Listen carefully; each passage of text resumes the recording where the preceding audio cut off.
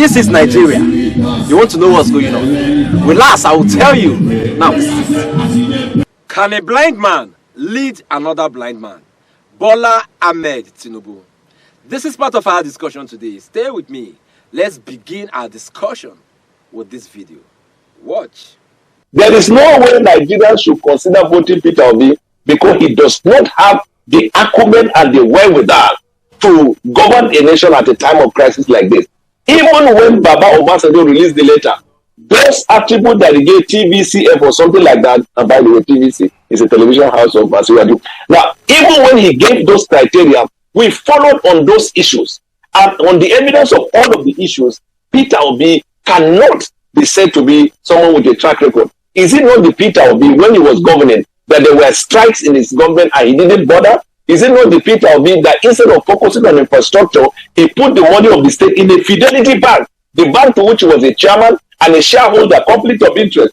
Is it not Peter Obi that when the Panama Papers came and exposed the very fact that he did not comply with the code of conduct of Nigeria that a public officer should disclose if he has any accident to her? He admitted to Premium Times that he did not because he thought that there is no law to that effect. Is it not Peter Obi that used Catholic against Anglican? Is it not Peter Obi, in fact, who started ethnic profiling in Nigeria when he asked the northern people in Anambra to identify themselves by certain sickness?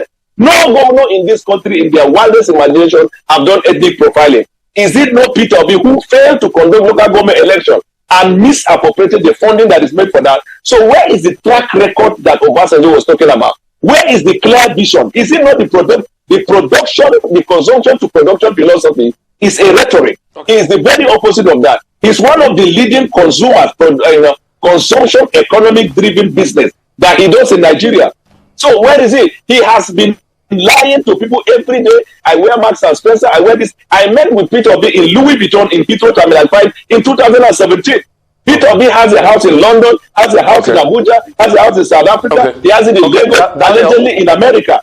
Daniel Bwala, the spokesperson of the People's Democratic Party, PDP Presidential Council, has called out the presidential candidates of the Labour Party, Mr. Peter Obi, for who he believes he is. Daniel Bwala said Peter Obi is deceiving the people and that he is one candidate that whip up ethnic and religious sentiments. And so, Daniel Bwala does not understand why an elder statesman like ex-president Olusegun Obasanjo would endorse a man like Peter Obi with such horrible record. In the same vein, the presidential candidate of the All Progressive Congress, APC, Bola Ahmed Tinubu, has called out Obasanjo for endorsing Mr. Peter Obi for president. Watch. Can that man recommend a leader for you in Nigeria? No! Is that not sending an agent to pick your pocket?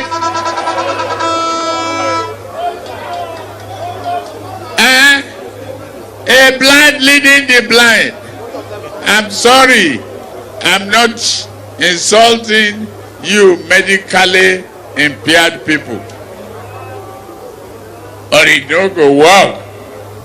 They will end up in the ditch.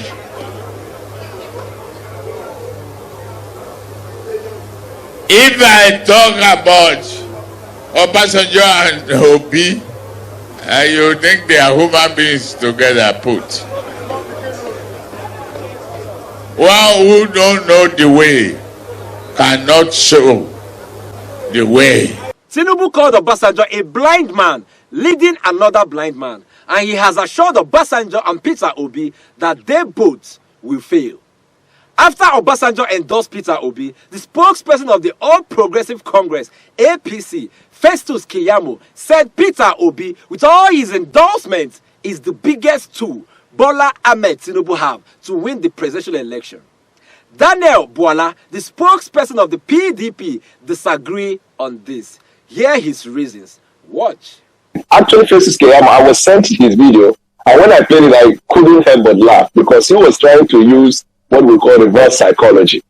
And in fact, it even what he was trying to do found its way in the topic for the YouTube video that was uploaded by Arise News. And this is his position, that Peter Obi is the main reason why Tinubu will win. And he built his narrative around the fact that Peter Obi was with PDP, Peter Obi's followers are PDP members and the rest, and he continued on that wild goose chase. But this is my argument.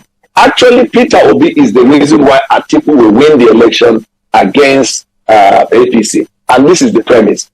The candidate of APC is from the southwestern extraction of this country. It is expected, without prejudice, and this is being realistic, that he is to garner first majority of his votes from the southwesterners.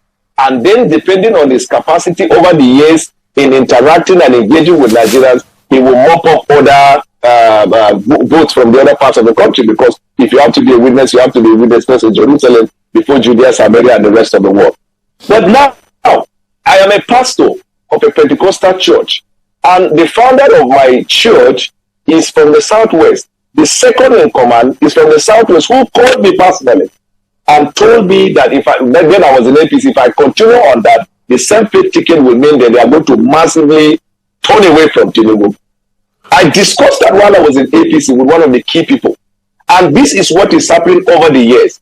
Majority of the votes of Peter Obi are coming from the Christian demographic. It's a fact. That is why Peter Obi jumps from one church to the other.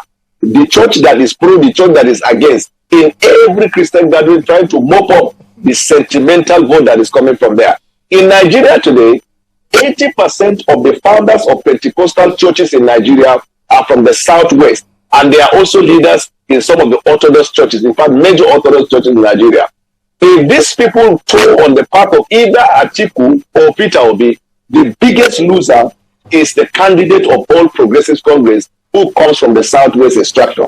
And this argument I'm saying is what I have personally engaged with a lot of religious leaders, and I heard the majority of which are from the southwestern extraction. That is case number one. Case number two, Peter Obi's movement has attracted certain consideration from some quarters in Nigeria that tend to inflame another quarter. So, for example, those who keep advising him to go from one church to another fail to realize that when you are canvassing to become a national leader, you must not be seen taking a position with a particular faith or particular group, because it will inflame the other group. So word in the street is that majority of the APC supporters who come from the northern extraction see that, and I'm not saying that's my position, but they see that as a calculated religious agenda. And because of that, they are all trooping to vote for Atiku.